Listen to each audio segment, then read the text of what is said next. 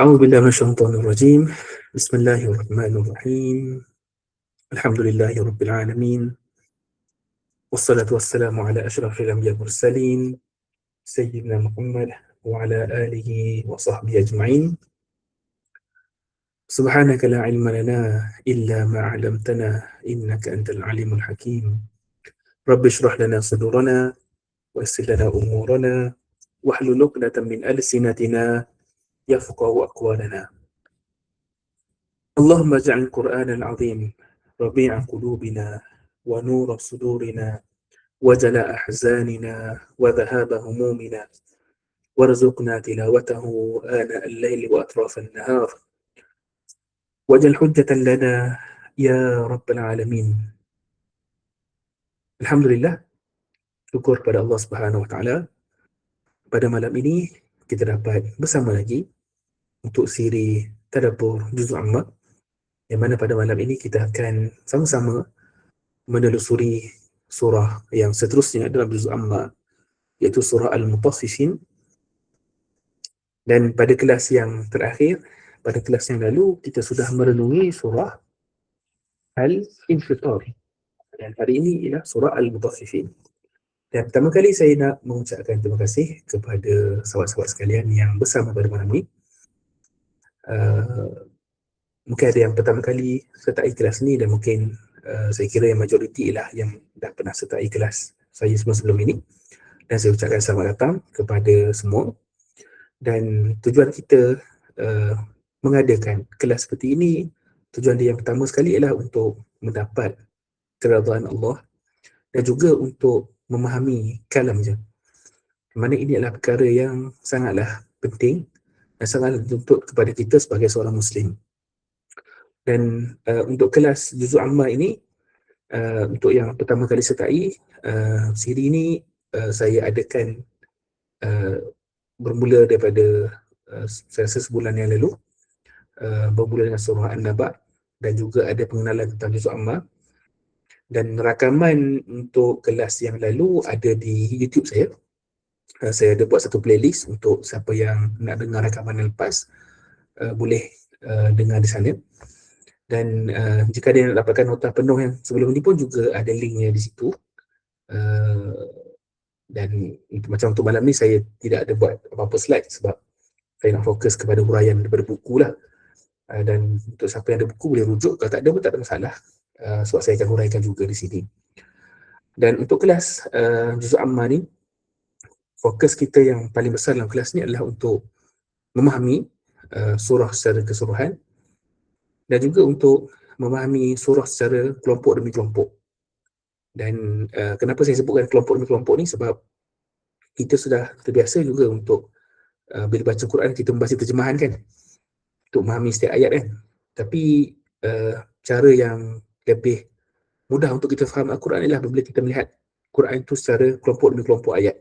Sebab Quran ni, kalau saya boleh gambarkan, dia sebenarnya adalah satu bangunan ataupun satu binaan yang lengkap, yang saling melengkapi antara satu sama lain.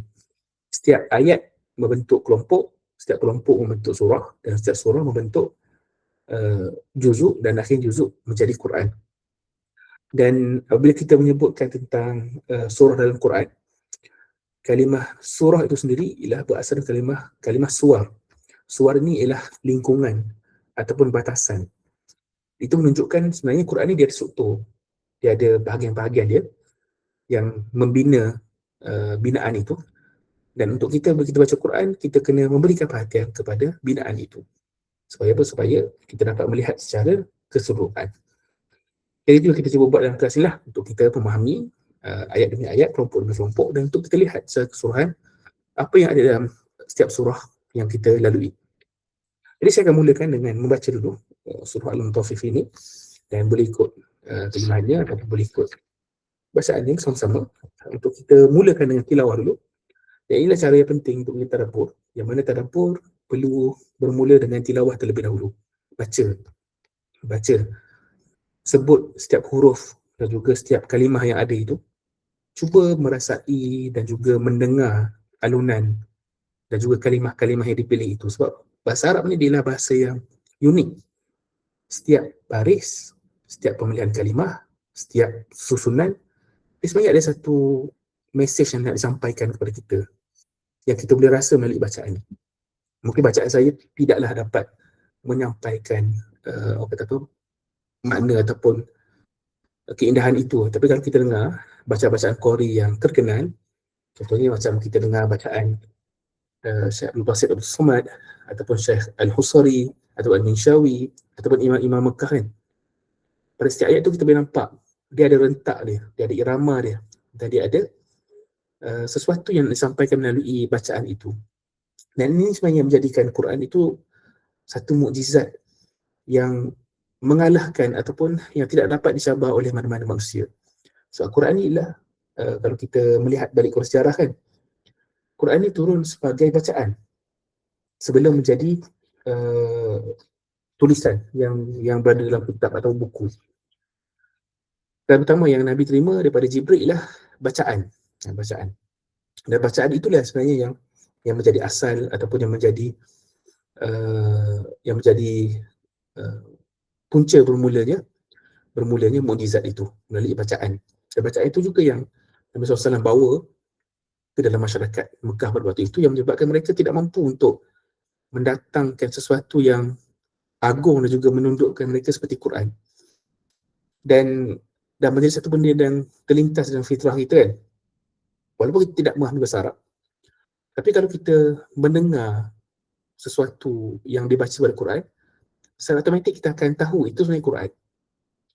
Dan yang sama juga kalau kita mendengar perkataan-perkataan lain ataupun perbicaraan lain dalam bahasa Arab, macam perbualan ke, kita tahu kalau perbualan manusia itu bukan Quran, sebab Quran dia ada irama dia ada rentak dia yang tidak akan dapat ditiru oleh manusia.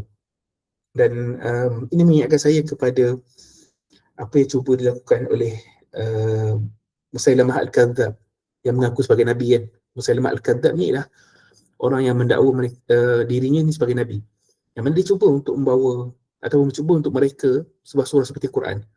Tetapi bila kita dengar, kita baca apa yang Musailamah reka untuk tiru Quran tu, kita akan tergelak sebab bunyi dia pelik. Dia cuba nak meniru kan surah Al-Qari'ah. Contohnya Al-Qari'ah, Mal-Qari'ah. Dia cuba nak tiru dengan dia buat surah tentang gajah. Al-Filu wa Mal-Filu. Dan bila dia cuba tiru rentak lagi, dia makin pelik. Lahu khurtum tawil, gajah ada belalai yang panjang. Akhirnya menjadi satu benda yang sangat lucu dan juga sangat tak indah lah, walaupun dia cuba tiru bentuk surah Al-Qari'ah itu. Itu cuba dibuat oleh Musailamah Al-Kadzab, qatalahullah, semoga Allah menghancur ataupun memberikan balas yang setimpal kepada dia kerana dia mendakwa dia sebagai Nabi. Tapi kebodohan itu kan, dan keberanian untuk mereka seperti Quran itu wujud pada manusia seperti Musailamah Al-Kadzab itu. Cuba nak meniru tapi akhirnya dia tak percaya. So saya nak cakap di sini adalah bacaan Quran itu sendiri adalah satu benda yang memberikan kesan dan juga memberikan makna kalau kita menghayati irama-irama yang ada dalam surah itu. Maksudnya irama itu rentaknya lah, panjang pendeknya, dari sudut pemilihan kalimahnya dan sebagainya. So tak terlalu panjang mukadimah ini. Sebab ini sebenarnya masuk ke dalam pembahasan lain juga tentang mukjizat Al-Quran. Mungkin tu akan datang kalau ada peluang. Saya dulu pernah buat satu siri Taif Quran ya, siri keindahan Quran, yang mana kita bahas tentang kalimah-kalimah dalam Quran, perbezaan uslub ayat dalam Quran, dan macam mana itu menjadi mukjizat. Mungkin kalau rezeki itu akan datang, mungkin saya boleh buat satu lagi siri keindahan Quran 2.0 untuk melihat keindahan bahasa Quran itu. Yang saya dapat dulu 2024, mungkin dalam 8 siri untuk kalimah-kalimah dalam Quran. Jadi kita teruskan dengan bacaan dulu surah Al-Mutaffifin pada mushaf muka surat 5 dan 7. Dan kemudian kita akan masuk ke huraiannya secara ringkas. A'udzu billahi minasyaitonir rajim. Bismillahirrahmanirrahim. Wailul lil mutaffifin. Alladzina idza iktalu 'alan nasi yastawfun.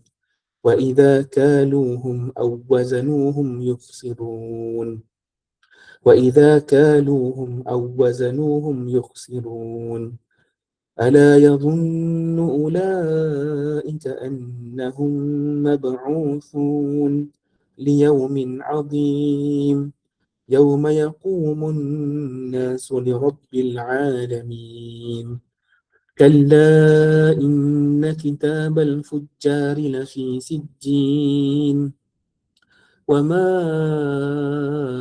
أدراك ما سجين كتاب مرقوم ويل يومئذ للمكذبين الذين يكذبون بيوم الدين وما يكذب به إلا كل معتد أثيم إذا تتلى عليه آياتنا قال أساطير الأولين كلا بل ران على قلوبهم ما كانوا يكسبون كلا إنهم عن ربهم يومئذ لمحجوبون ثم إنهم لصال الجحيم ثم يقال هذا الذي كنتم به تكذبون كلا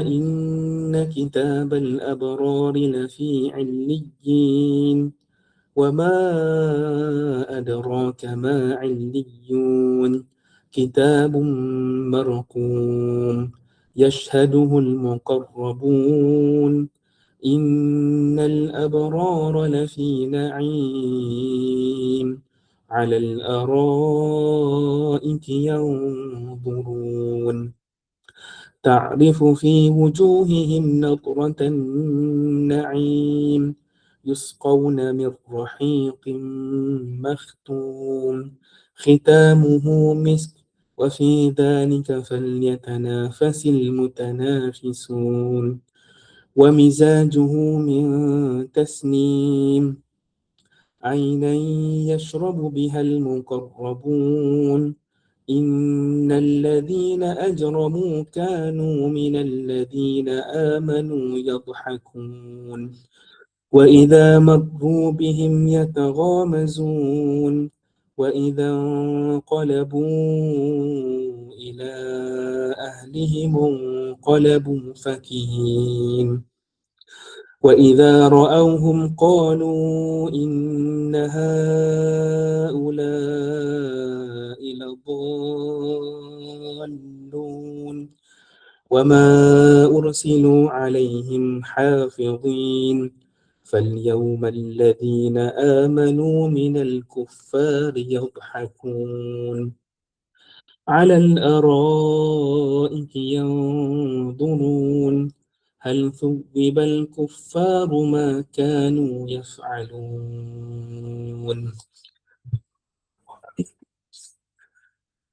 Itulah surah Al-Mutaffifin yang kita bacakan tadi.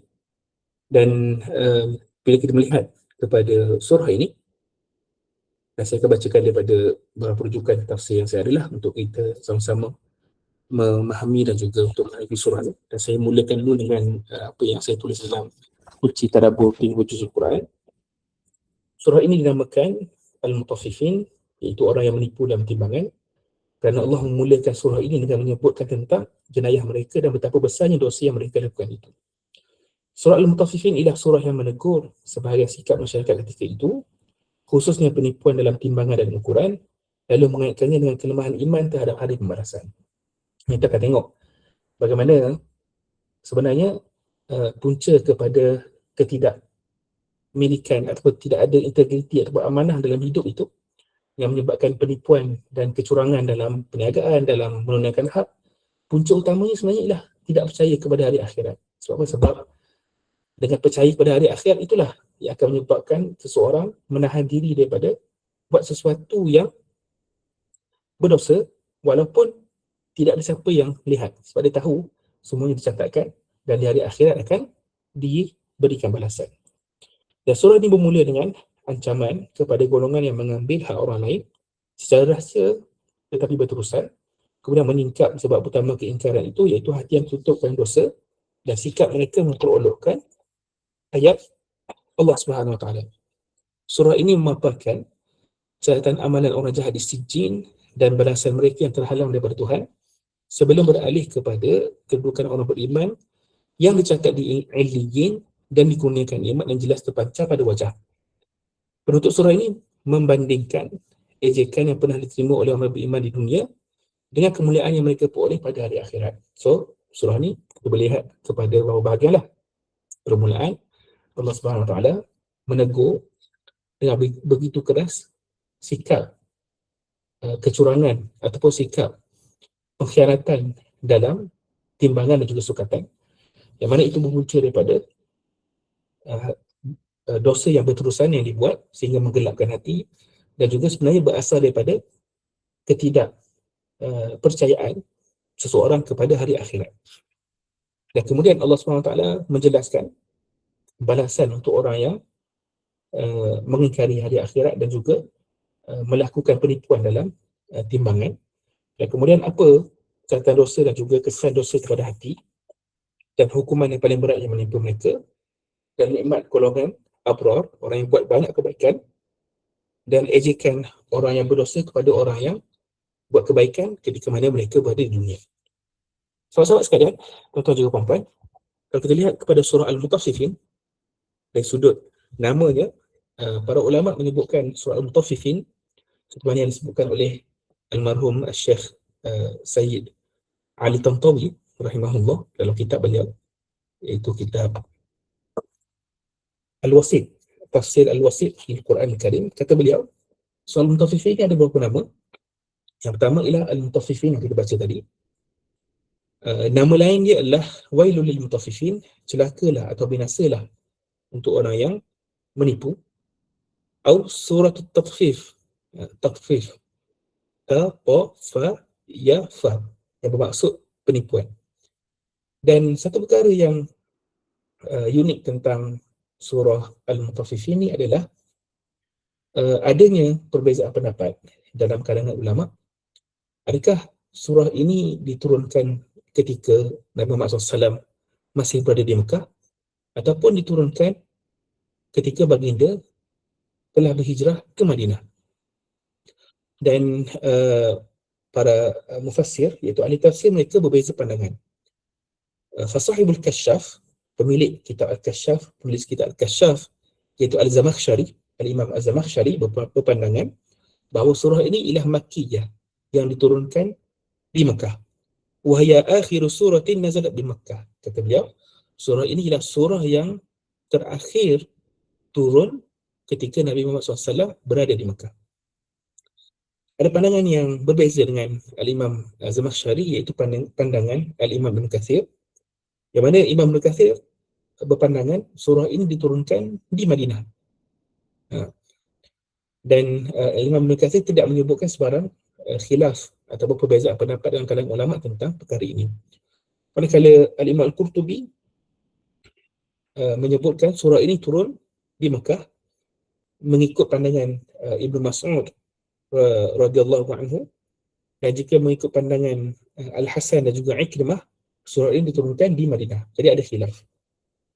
Yang mana pendapat yang lebih kuat berkenaan dengan surah ini, adakah diturunkan di Mekah atau diturunkan di Madinah? Kata almarhum Syekh Sayyid Tantawi rahimahullah, pendapat yang paling kuat sebenarnya untuk surah ini ialah surah yang terakhir turun di Mekah sebelum hijrah. Betul-betul sebelum Nabi Muhammad SAW hijrah ke Madinah, surah ini ialah surah yang terakhir diturunkan kepada baginda. Dan inilah pendapat yang disebutkan oleh Al-Imam Suyuti dalam kitab beliau Al-Itqan, yang mana Imam Suyuti pun menyebutkan surah ini adalah surah yang terakhir diturunkan kepada Nabi Muhammad SAW sebelum baginda berhijrah ke Madinah. Dan menarik di sini adalah apabila surah ini ialah surah yang terakhir turun di Mekah sebelum hijrah di Madinah, bermaksud surah ini menjadi bacaan para sahabat yang terawal berada di Madinah. Dan menariknya di sini ialah apabila kita melihat dalam sirah, kita akan melihat satu perkara, iaitu suasana kehidupan di Madinah pada waktu itu sangatlah berada dalam keadaan yang tidak aman dan juga tidak, kita kata tidak sejahtera, tidak baik. Sebab dalam kehidupan masyarakat di Yathrib pada waktu itu, sebelum tukar namanya ke Madinah, mereka berada di bawah cengkaman ataupun di bawah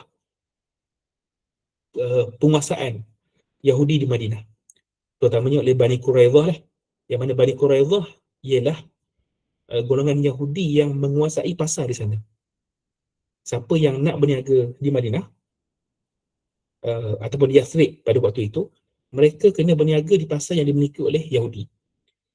Dan Yahudi ialah golongan yang terkenal dengan penipuan dalam perniagaan. Yang pertama sekali, mereka memang mengamalkan riba. Yang kedua ialah mereka menjadikan perniagaan itu sebagai perjudian. Diriwayatkan dalam beberapa riwayat, keadaan pasar di Madinah sebelum kedatangan Islam, berlakunya orang kata jual beli yang berlaku pada waktu itu adalah jual beli yang seperti perjudian. Contohnya, ada orang nak beli sesuatu kan, contohnya nak beli, saya contoh, nak beli buah apple. Cara Yahudi menjual buah pada zaman itu adalah dia akan suruh pembeli baling batu, dan mana yang kena pada batu itu yang dia akan dapat. Kalau dapat yang buruk, buruklah apple yang dia dapat. Contohlah, tak tahulah kat Mekah, Madinah ada ke tak apple kan, ataupun kurma kan, kurma. Itu cara Yahudi berniaga. Dan Yahudi juga ialah golongan yang menipu dalam timbangan. Bila mereka menimpang untuk diri sendiri, mereka sangat gigih untuk pastikan hak mereka tak kurang. Bila mereka timbang untuk orang lain, mereka akan kurangkan hak orang lain. So itu keadaan ekonomi di Madinah ataupun Yathrib pada waktu itu sebelum kedatangan Nabi Muhammad SAW.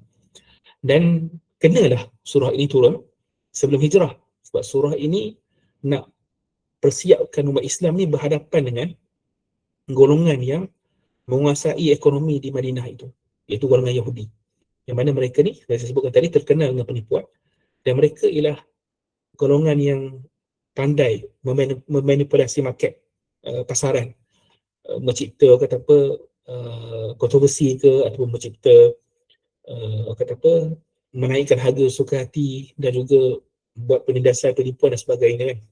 So itu yang berlaku pada zaman itu.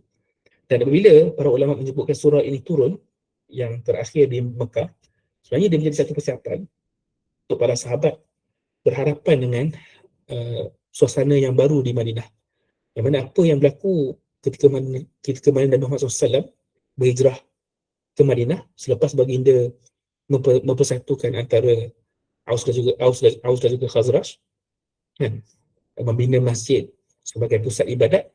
Baginda juga membina pasar yang baru, pasar yang dibina di atas keadilan dan juga dibina di atas nilai-nilai yang baik kan. Para sahabat yang datang dari Mekah, kebanyakan mereka ialah orang yang berniaga kan. Abraham bin Auf, bahkan Abu Bakar ialah peniaga.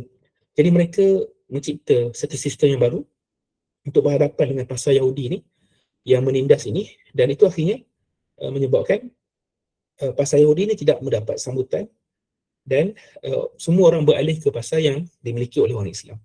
Dan kalau kita faham apa yang berlaku ini, kita akan faham juga kenapa kedatangan Nabi Muhammad SAW ke Madinah tidak disenangi oleh Yahudi dan juga tidak disenangi oleh sebahagian golongan munafik.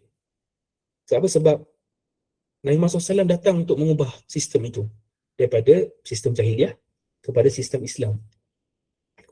Islam, yang lebih adil dan juga lebih mematuhi perintah Allah Subhanahu Wa Taala. Di mana Yahudi, mereka ialah golongan yang mendakwa mereka ni beragama pada zaman itu kan. Mereka ialah orang yang golongan yang boleh membaca, sedangkan orang Arab ialah golongan yang buta huruf. Jadi mereka rasa mereka ni superior ke atas golongan lain. Tapi agama yang mereka miliki itu, yang mereka dakwa itu hanyalah sekadar kata sembang kosong saja, tak diamalkan pun dalam perniagaan, hanya sekadar ibadat yang bersifat rutin ataupun adat semata-mata. Jadi itu yang berlaku pada zaman itu. Dan bila Nabi Muhammad SAW datang ke Mekah, baginda buat satu pasar yang baru, bina sistem yang baru, itu menyebabkan kehadiran baginda ni tidak disenangi oleh Yahudi dan juga menyebabkan timbulnya golongan yang berkepentingan yang akhirnya menjadi dalam kalangan orang yang munafik. So itu yang berlaku pada zaman itu. So ni secara konteks ni lah, apa yang berlaku ketika surah ini turun dan apa peranan surah ini dalam membetulkan keadaan masyarakat. Dan satu perkara lagi yang saya rasa menarik berkenaan dengan surah ini adalah apabila menyebutkan tentang jenayah atau menyebutkan tentang keburukan ataupun kejahatan yang layak untuk dihukum dengan hukuman yang dahsyat, kita akan sering terbayang jenayah itu ialah jenayah yang dahsyat seperti pembunuhan ataupun kekejaman yang lain, kan? Dan apa yang sering kita mudah abaikan adalah kesalahan-kesalahan kecil yang dibuat secara berulang-ulang kali yang mungkin diterima oleh setengah budaya dan mungkin juga undang-undang pun tak dapat nak hukum sebabkan kesalahan itu terlalu kecil, dan mungkin juga ada kepentingan yang lain yang menyebabkan kesalahan itu boleh dibuat, seperti ada pengaruh politik ke ataupun mungkin ada kepentingan-kepentingan lain yang menyebabkan kesalahan-kesalahan itu dipandang ringan. Dan dalam surah ini Allah SWT nak betulkan pandangan kita yang mana jenayah yang berat di sisi Allah SWT itu bukan hanya pembunuhan, bukan hanya menghancurkan masyarakat secara ganas atau kasar yang menarik ataupun yang membunuh nyawa, kan. Kesalahan yang berat di sisi Allah juga ialah apa yang melibatkan penipuan dan juga kita sebut apa, manipulasi hak orang lain. Walaupun hanya dalam perkara-perkara yang nampak macam kecil dan nampak macam remeh, tapi Allah menganggap perkara itu sebagai perkara yang sangat hina di sisinya, dan keseluruhan surah Al-Mutaffifin ni nak membongkarkan hakikat itu, nak menyedarkan kita yang perkara yang Allah benci bukan hanya perkara-perkara yang manusia pandang besar, tapi juga perkara-perkara tertentu yang manusia terbiasa untuk buat, yang mana perkara itu berlaku berulang kali, dan perkara itu pada akhirnya menzalimi orang lain dan bahkan akan menjerumuskan orang yang buat itu berada dalam keadaan yang sengsara dan juga ditimpa azab yang berat. Dan kita akan lihat juga dalam surah ini bagaimana orang-orang yang beriman, orang-orang yang buat kebaikan, yang mana mereka di dunia ni akan melalui penghinaan, akan ditipu, akan dimanipulasi dan akan dipelekehkan, dan mungkin juga akan kehilangan sebahagian kecil daripada kesenangan dunia mereka tu. Tapi sebenarnya pada akhirnya kejayaan yang hakiki dan juga kesenangan yang mereka akan dapat di akhirat itu jauh lebih besar daripada pengorbanan yang mereka rasa di dunia itu. So itu antara perkara yang menarik juga bila saya lihat surah ni, yang mana bila kita hidup di dunia ni sebagai orang yang berpegang kepada agama Muslim, kita semua Muslim insyaAllah, dan juga mukmin, kita akan berhadapan dengan situasi-situasi yang mungkin akan menyakitkan kita dan juga mungkin akan merugikan kita di dunia ini. Tak kisahlah kerugian apa pun yang dibuat oleh orang lain yang menimpa kita, tapi surah ini nak mengajar kita bahawa pada akhirnya Allah SWT akan membela, Allah akan memberikan balasan yang setimpal kepada semua orang yang buat kebaikan dan juga semua orang yang buat kejahatan. Tidak ada orang yang akan terlepas daripada sebarang balasan. Dan kepercayaan itulah yang menyebabkan kita, kalau kita ditimpa sesuatu yang menyakitkan kita, orang sakiti kita ke, orang tindas kita ke, sakit perbuatan tu ke atas kita, tapi kita tahu adanya Yaumuddin, iaitu hari pembalasan yang Allah akan berikan balasan itu secara sempurna. Kalau kita tidak percaya kepada hari akhirat, kita akan mati dalam keadaan menanggung marah atau menanggung kesedihan tu tanpa sebarang tanpa sebarang balasan yang setimpal, kan. Nak mengharapkan dunia ini bukan tempat yang adil untuk semua, kan. Ada orang keseluruhan hidupnya dia ditindas, difitnah tanpa pernah mendapat ataupun tanpa pernah merasai keadilan pun. Di mana keadilan yang sebenar akan ada di hari akhirat. So, itu yang surah ini ajar kita. Tadi yang pertama tadi sesuatu tentang konteks, kan, apa yang berlaku ketika surah ini turun. Yang kedua ialah apa yang surah ini nak ubah dalam diri kita, iaitu untuk memandang semula perbuatan yang Allah benci itu bukan hanya jenayah-jenayah yang besar, tapi juga jenayah-jenayah yang kecil yang mungkin terlepas oleh undang-undang, yang mungkin manusia sembunyikan, buat berulang kali, tapi dia bersangkut dengan perkara yang sangat besar, iaitu integriti dan juga kepercayaan pada hari akhirat. Itu yang kita dapat lihat dalam surah ni. Ini baru introduction untuk surah. So kalau tak sempat nak mencatatnya, tak risau, insyaAllah akan ada rakaman untuk didengar semula. Tapi untuk malam ni, cuba untuk ikuti dan insyaAllah saya cuba memudahkan perbahasannya. Jadi apa tema surah Al-Mutaffifin? Kata Syekh Dr. Jasir Audah dalam tafsir beliau, Tafsir Al-Maqasidi, kata beliau, tema yang mengikat keseluruhan surah Al-Mutaffifin ini ialah al-wafa'u bil amanat tahassuban liyaumil qiyamah. Memenuhi amanah kerana mengharapkan balasan yang baik di hari akhirat, ataupun memenuhi amanah-amanah dengan mengharapkan dijauhkan daripada keburukan di hari akhirat. Sebab surah ini sangat memberikan perhatian kepada kepercayaan kepada hari akhirat itu. Sebab nanti dia akan tengok nanti, kita akan tengok nanti bagaimana Allah jelaskan dan juga tanya kenapa mereka ni buat semua ni, tidakkah mereka percaya kepada hari akhirat itu. Jadi center ataupun satu tema yang mengikat keseluruhan surah ni adalah berkenaan dengan memenuhi hak dan juga amanah kerana mengharapkan balasan di hari akhirat. Dan ada satu kata-kata oleh Salman Al-Farisi radhiyallahu anhu ketika mana dia mendengar ayat ni, wailul lil mutaffifin, kecelakaan yang besar atau kehancuran yang besar untuk orang yang curang dalam timbangan dan kesepakatan. Apa kata Salman Al-Farisi radhiyallahu anhu? Dia kata, as-salatu mikyalun faman waffa awfa wa man naqasa faqad alimtum ma qila fil mutaffifin. Jadi kalau saya terjemahkan, saya nak berikan gambaran yang mana Salman Al-Farisi ni dia melihat makna yang umum terhadap al-mutaffifin tu. Al-mutaffifin terjemahkan sebagai apa? Sebagai orang yang menipu atau bercurang dalam timbangan dan juga sukatan. Kata Salman Al-Farisi radhiyallahu anhu, kata beliau, as-salatu mikyal. Solat itu ialah timbangan. Faman waffa awfa. Siapa yang memenuhi timbangan solat itu, maka dia telah memenuhinya. Maksudnya telah tunaikan haknya. Wa man naqasa faqad alimtum ma qila fil mutaffifin. Siapa yang mengurangkan solatnya, meringankan solatnya, timbangan solat itu, maka kalian sudah tahu apa yang Allah katakan tentang orang yang mutaffifin, itu orang yang curang ataupun orang yang menipu dalam timbangan. Jadi menarik disebutkan oleh Syekh Jasir Audah di sini adalah bagaimana walaupun Allah SWT dalam surah ini bila menyebutkan tentang walul mutaffifin, Allah menyebutkan tentang sifat orang yang alladzina idza iktalu 'alan nas yastawfun, iaitu apabila mereka menerima sukatan dari orang lain mereka ambil dengan cukup. Wa idza kaluhum aw wazanuhum yukhsirun, apabila mereka beri pada orang lain mereka kurangi. Walaupun khusus di sini disebutkan berkenaan dengan jual beli, tapi sebenarnya kata Syekh Dr. Jasir Audah, ayat ini sebenarnya merangkumi segala perkara yang melibatkan hak dalam hidup kita.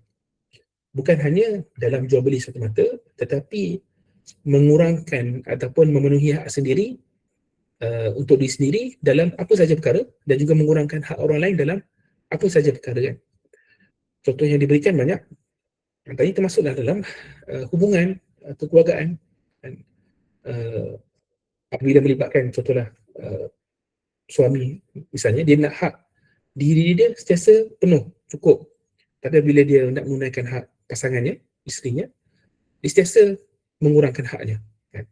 Atau terbalik, kan, isteri yang nak hak sentiasa dipenuhi dengan pelbagai cara, tapi bila melibatkan hak suami dia, dia cuba kurangkan. Begitu juga apabila melibatkan dengan pemerintahan negara dan sebagainya. Semuanya yang termasuk dalam ayat ni, iaitu orang yang apabila mereka nak ambil hak mereka akan sentiasa pastikan hak tu cukup untuk diri. Tapi bila nak tunaikan hak orang lain, sentiasa akan kurangkan hak orang lain. Jadi kata Syekh Dr. Jasir Audah, Wailul lil mutaffifin ni ancaman untuk orang yang meringankan ataupun orang yang menipu dan timbangan ini bukan hanya untuk perniagaan, untuk muamalat, untuk jual beli, tapi merangkumi semua aspek dalam hidup kan. Jadi sebab itulah Allah SWT menegur perbuatan ini, sebab bukan hanya bila jual beli saja kita kena pastikan keadilan itu dalam interaksi, dalam pemerintahan, dalam pekerjaan. Kalau pekerja, contohlah, sentiasa nak hak dipenuhi kan, tapi bila nak tunaikan hak yang sepatutnya dibuat sebagai pekerja, dia akan kurangkan. Begitu juga kalau majikan pun sama juga, dia nak hak dia sebagai majikan dipenuhi, dan apabila dia nak tunaikan hak pekerja, biasa dikurangi. Semua itu masuk dalam al-mutaffifin yang Quran perintahkan supaya berhati-hati. Jangan sampai apabila kita nak hak kita, sentiasa hak itu dipenuhi secukupnya. Apabila nak tunaikan hak orang lain, sentiasa kurangkan. Jadi ini termasuk dalam ancaman-ancaman juga. Itu cara kita meluaskan pemahaman terhadap ayat ni kan. Sama juga faraid pun sama juga kan. Contohnya bila melibatkan hak diri, tak nak ikut ataupun bila menguntungkan diri nak hak faraid contohnya. Kalau tak menguntungkan diri, tak nak terima kan. Dalam semua aspek dalam kehidupan, Quran memberikan ancaman dan juga memberikan peringatan supaya tidak menjadi orang yang mutaffif, iaitu orang yang sentiasa nak cukupkan diri dan nak kurangkan hak orang lain. Apa saja dalam kehidupan kan, secara umumnya kita boleh bayangkan. Okey, tak masuk lagi dalam perbahasannya, masih lagi dalam introduction. So saya rasa kalau saya tak masuk ni bahaya. Mungkin ada banyak lagi yang akan disentuh secara umum. Okey, kita tengok apa yang kita ada kan di sini. Okay, yang pertama sekali ialah dalam ayat ini disebutkan wailun lil mutaffifin. Kalimah wail lafzun dalun ala al-halaki aw ash-shar. Okay, jadi kalimah wail dalam bahasa Arab digunakan untuk menunjukkan kepada kehancuran dan juga kepada keburukan. Ini kalimah wail dalam bahasa Arab. Wail dalam bahasa Arab, wailun digunakan untuk menunjukkan kepada kehancuran dan juga keburukan. Dan dikatakan bahawa wailun ni ialah nama lembah di neraka kan? Neraka ataupun lembah wail untuk orang yang curang dalam timbangan. Okay. Tapi pendapat yang disebutkan lebih dekat dengan maknanya ialah wail di sini adalah kecelakaan ataupun kehancuran untuk orang yang buat perkara itu. Wal mutaffifin kan? Wal mutaffifin jam'un mutaffif min at-tatfif min at-tafif. Maaf. Kadang min at-tafif. Okay, wal mutaffifin jam'un mutaffif min at-tafif wa syai'u at-tafi al-hakir li'anna ma yaqtalu al-mutaffif min ghairi syai'un qalil. Okay. Kalimah wailul al-mutaffifin asalnya adalah kalimah mutaffif. Dan mutaffif daripada kalimah tafif. Tafif ni apa? Tafif ni adalah asyai'ut tafihul hakir, satu perkara yang sedikit dan juga hina, li'anna ma yaqtaluhu al-mutaffif min ghairihi syai'un qalil. Satu yang sedikit dan juga hina kerana apa yang seorang yang menipu itu ambil daripada orang lain, sesungguhnya ia adalah perkara yang sedikit dan juga hina. Itu masuk tafif. Wa tatfif, perbuatan tatfif ialah al-inqas fi al-mikyal aw al-mizan 'an al-hudud al-matlubah. Tatfif daripada kalimah mutaffif juga bermaksud ialah mengurangkan timbangan dan juga ukuran daripada apa yang dituntut. Dan kata Imam Ibn Jarir At-Tabari, asal perkataan tatfif ni adalah daripada satu perkara yang sedikit ataupun hina. Sebab apa? Sebab orang yang mengambil hak orang lain, dia tak tunaikan hak orang lain, dan juga dia nak penuhkan hak diri saja tanpa nak tunaikan hak orang lain, dia adalah orang yang sebenarnya mengambil satu benda yang sedikit dan juga satu benda yang tidak akan kekal, dan juga akan habis, dan juga perkara itu adalah perkara yang hina. Itu masuk dalam tatfif. Dan Allah kata apa? Wailul lil mutaffifin. Hancurlah, binasalah orang yang mana menipu dalam timbangan dan juga sukatan. Dan apa kata Allah SWT lagi? Alladzina idza talu 'alan nas yastawfun. Orang yang mana apabila mereka menerima sukatan dari orang lain, mereka mengambilnya dengan cukup. Bila ambil pada orang lain, kena cukup hak diri dia. Wa idza kaluhum aw wazanuhum yukhsirun. Dan sebaliknya, apabila mereka menyukat atau menimbang untuk orang lain, mereka akan kurangi timbangan itu. Okay. وافتتحت السورة الكريمة بلفظ الويل للإشعار بالتهديد الشديد والوعيد الأليم لمن يفعل ذلك. وقوله ويل مبتدأ وهو نكرة وصوغ الابتداء به كونه دعاء وخبره للمطففين. Surah ini dimulakan dengan lafaz wail untuk memberikan ancaman dan juga nak memberikan peringatan yang sangat tegas, yang sangat menyakitkan. Dan kalimah wail dimulakan sebagai ucapan yang mendoakan. Dan apabila Allah sendiri yang mendoakan untuk orang yang curang ini celaka atau binasa, maka perkara itulah perkara yang akan berlaku sebab Allah sendiri yang sebutkan. Wailul lil mutaffifin. Dan kenapa dalam ayat ni allazina idza talu 'alan nas yastawfun, orang yang mana apabila mereka menerima sukatan daripada orang lain, mereka akan mengambilnya dengan cukup. Kenapa dalam ayat ni digunakan iktalu 'alan nas? Kenapa ala? Kenapa ke atas? Sedangkan jika ikut dalam bahasanya, bahasa Arabnya, iktalu minan nas, iaitu mereka mengambil daripada manusia. Tapi kenapa ala? Kenapa ala? Iktalu 'alan nas, mengambil ke atas manusia. Kalau sebalik literalnya lah, ala ni maksud di atas lah. Kenapa digunakan ala? Lil isyarati ila ma fi amalihim lil isyarati ila ma fi amalihim al munkar min al istila'i wal qahri wal dhulm. Wa ila hadha al ma'na asyara sahib al kashaf biqawlihi lamma kana iktiyalun min an nas iktiyalan yadurruhum wa yatahamalu fihi alaihim abdala ala ma kana min lidalati ala dhalik. Menarik di sini adalah kenapa digunakan ala? Disebabkan perbuatan mereka, orang yang apabila nak ambil daripada orang lain ni, dia ambil hak orang lain ni dengan cukup untuk diri dia, sebab perbuatan dia tu dibuat dalam keadaan dia meninggi diri dan dia menzalimi orang lain. Maksudnya dia meletakkan kezaliman ke atas orang lain. Dan sebab itulah digantikan, sepatutnya yang asalnya digunakan min daripada digunakan ala, nak menunjukkan perbuatan bila ambil sukatan daripada orang lain ni nak ambil dengan cukup, tapi bila nak kurangkan untuk orang lain ni sentiasa nak berikan pada orang lain sentiasa kurang, nak menunjukkan perbuatan itulah perbuatan yang dibuat dalam keadaan menindas orang lain. Sebab tu digunakan ala. Dia orang yang buat perbuatan ni selalunya ialah orang yang dia ada kelebihan kan. Kalau dia niaga, tuan-tuan, dia adalah orang yang tahu tentang timbangan.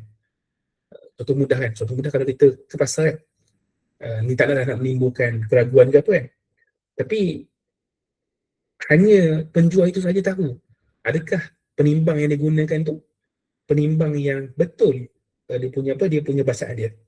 Sebab boleh jadi kalau orang tu nak menipu, dia boleh saja ubah. Kalau guna jarum dulu kan, salah satu pernah guna penimbang jarum kan, penimbang jarum tu kita boleh adjust supaya kalau ada benda yang berat jadi kosong kan. Jadi perkara tu siapa yang tahu kan? Tak ada siapa tahu melainkan penjual itu saja kan. Kalau elektronik mungkin susah nak ubah kan, tapi kalau dulu kalau guna yang jarum tu, siapa je yang tahu kalau dia cuba nak ubah timbangan itu kan. Jadi nak menunjukkan perbuatan itu perbuatan yang dibuat dalam keadaan meninggi diri dan juga menindas orang lain, maka digunakan kalimah ala di situ. Alladzina idza talu 'alan nas yastawfun. Itu digunakan kalimah ala. Okay.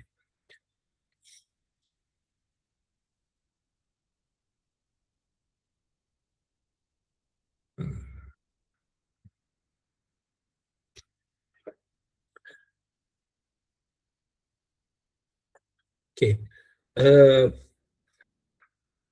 Alladzina idza iktalu 'alan nas yastawfun. Dah kata Dr. Jasir Auda, wa min at-tatfif fi al-hayat al-'ailiyah an tastawfi al-zawjatu كل حقوقها من زوجها حسب كل الآراء الفقهية والأعراف والقوانين ثم لا تؤدي واجبا له أو لعائلتهما. Antara bentuk penipuan ialah contohnya dalam kehidupan berkeluarga ialah jika seorang isteri itu meminta segala haknya daripada suaminya mengikut segala pandangan para fuqaha yang membolehkan meminta hak itu dan juga mengikut adat dan juga undang-undang yang ada, tapi dia tidak menunaikan hak kepada suaminya atau kepada keluarganya. Dan begitu juga sebaliknya kan, nak minta segala hak tapi tidak tunaikan hak kepada orang lain.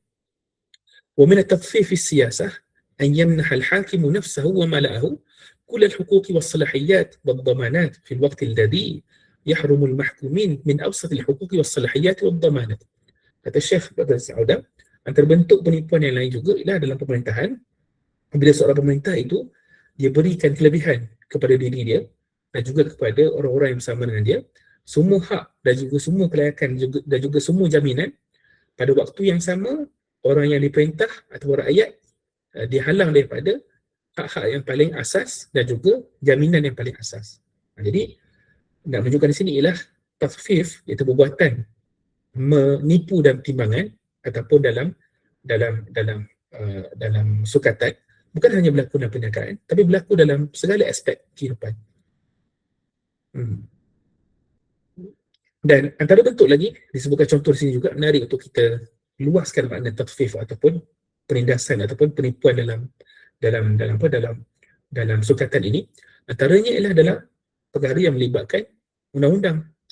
ومن التصفيف في أمور القضاء أن يستوفي المتقاضي كل حقوقه من خصومه بكل ما يسمح له القانون ثم في نفس الوقت لا يعطي لهم حقوقهم شرعية وقد يعين محاميا ينفذ من الثغرات الشكلية في القانون من أجل عدم تأدية الحقوق.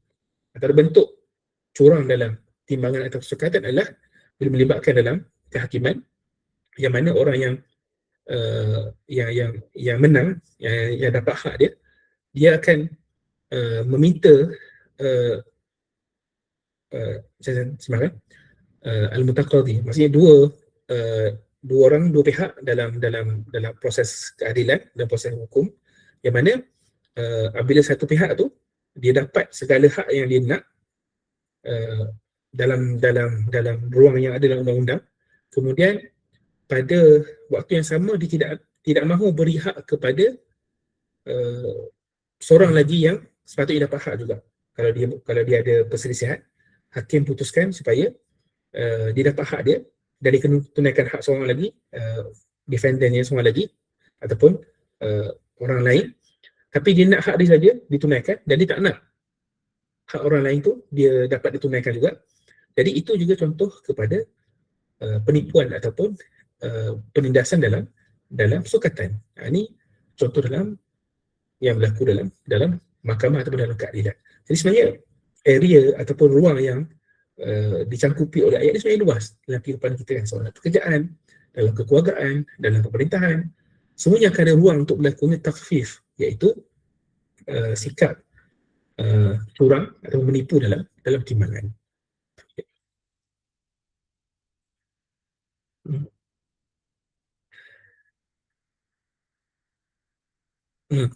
Dan dalam ayat ni yastawfun dan juga yusirun,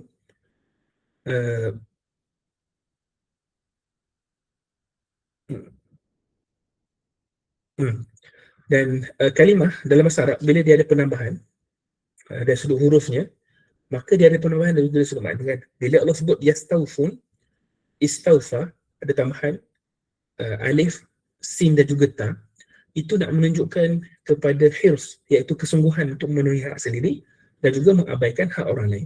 Jadi di sini Quran memberikan amaran kepada golongan ini. Okey. Boleh ikut lagi insya-Allah sekarang ni.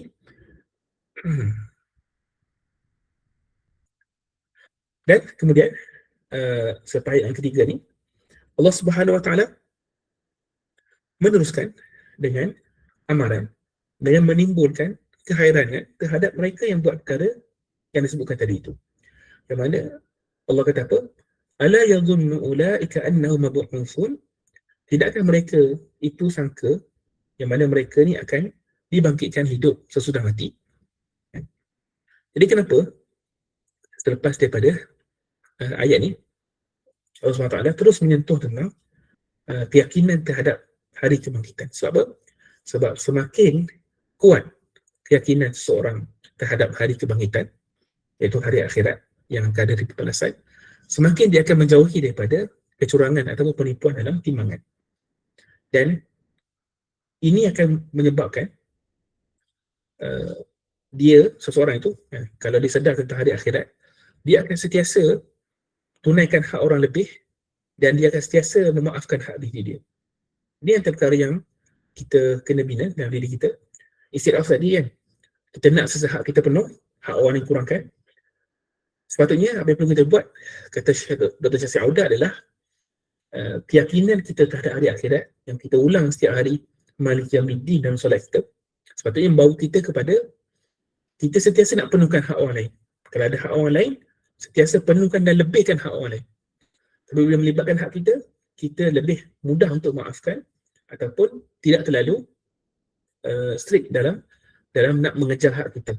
Sebab apa? Sebab kita takut kalaulah ada kezaliman yang berlaku kepada orang lain.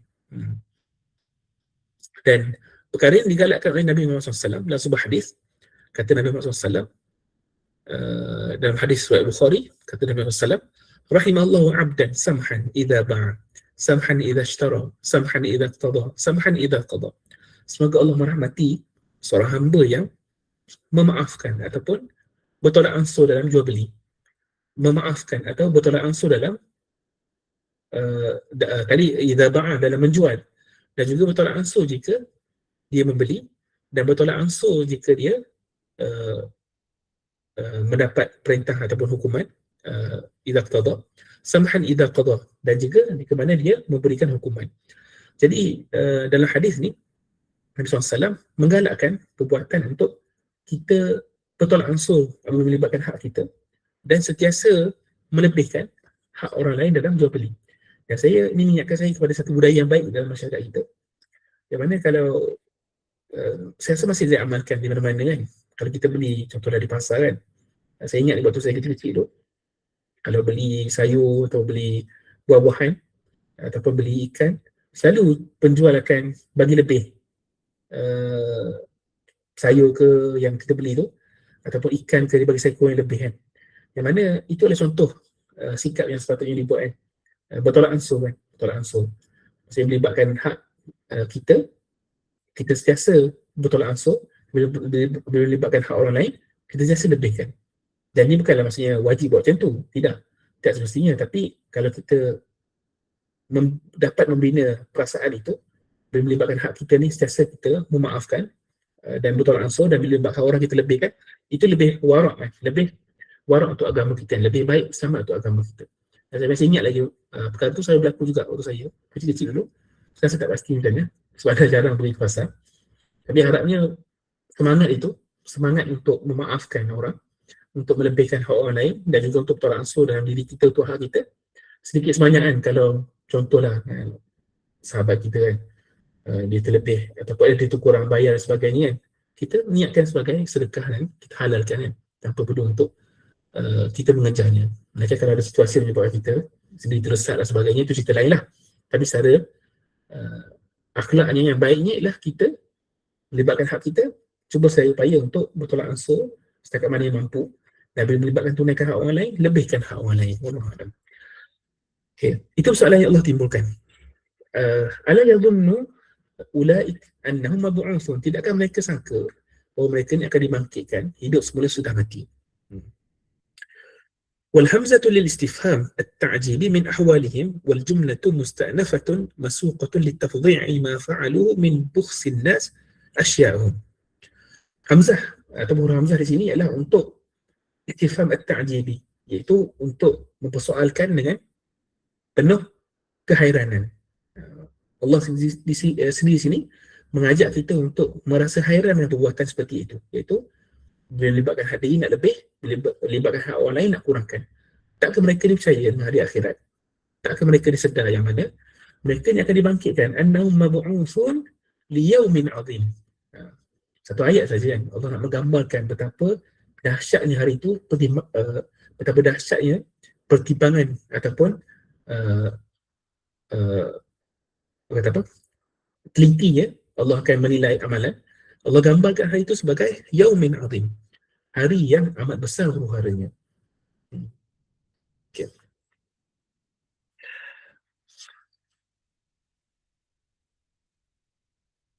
Okay.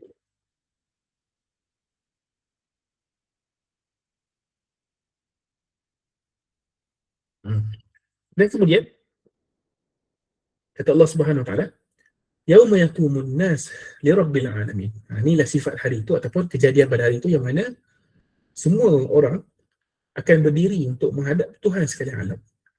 Yauma yaqumun nas li rabbil alamin. Yauma yaqumun nas rabbil alamin. Li rabbil alamin. Hari yang mana manusia akan berdiri untuk menghadap Tuhan sekalian alam. Okay, jadi dalam ayat 1 hingga 6 ni Allah Subhanahu Wa Taala menyebutkan tentang ancaman terhadap orang yang mengurangkan timbangan kan. Ancaman yang keras untuk golongan yang curang dalam timbangan. Apabila mereka menuntut hak daripada orang lain, mereka mahukan secara penuh. Apabila menimbang untuk orang lain, mereka kurangkan hak orang lain. Sikap tamak dan juga mementingkan diri ini berpunca daripada lemahnya keyakinan mereka terhadap hari kiamat. Kalau mereka benar-benar yakin terhadap kalau mereka benar-benar yakin akan dibangkitkan dan akan beri lama di hadapan Tuhan, sudah pasti mereka tidak berani melakukan penipuan ini. Jadi punca kenapa berlakunya penipuan dalam hidup ini ialah kerana tidak yakin kepada hari kiamat.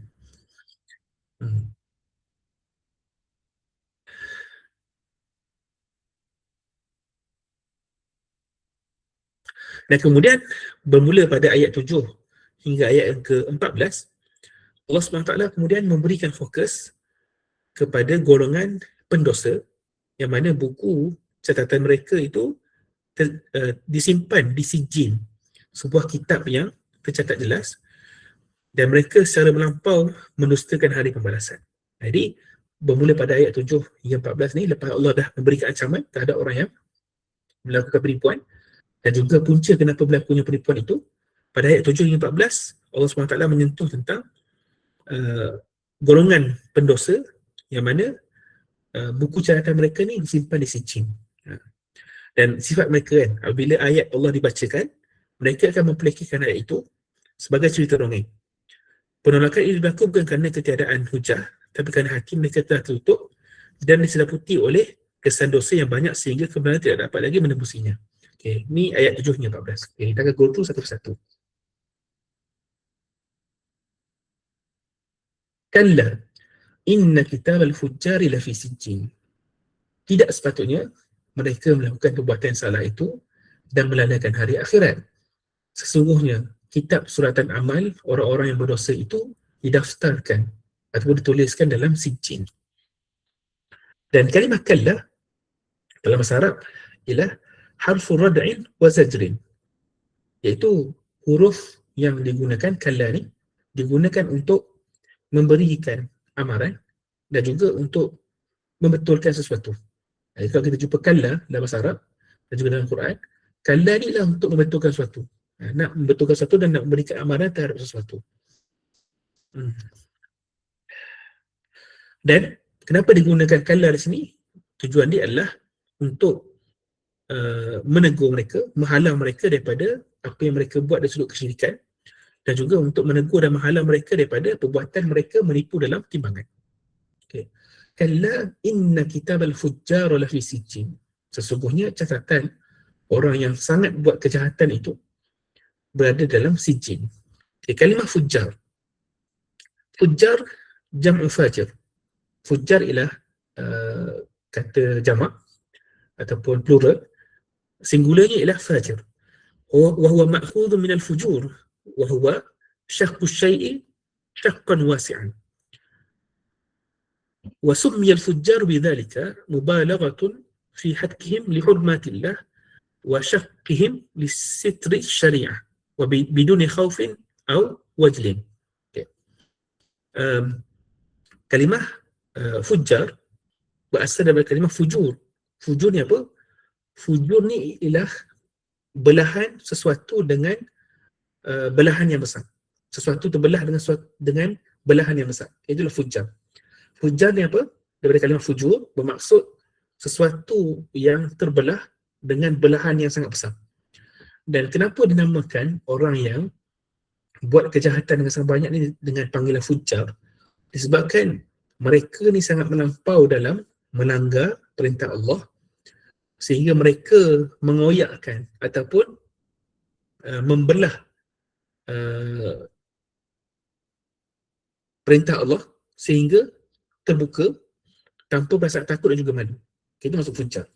Fujar ni kata fujur sekali lagi, yang mana fujur ialah syakku syai'i syakkan wasi'an. Suatu dibelah dengan belahan yang besar. Dan kenapa dinamakan orang yang buat kejahatan ni dengan gelar fujar? Sebabkan mereka ni merobek syariat yang Allah berikan kepada mereka, perintah Allah berikan kepada mereka, tanpa rasa malu dan juga tanpa rasa takut. Itu masuk ke fujar.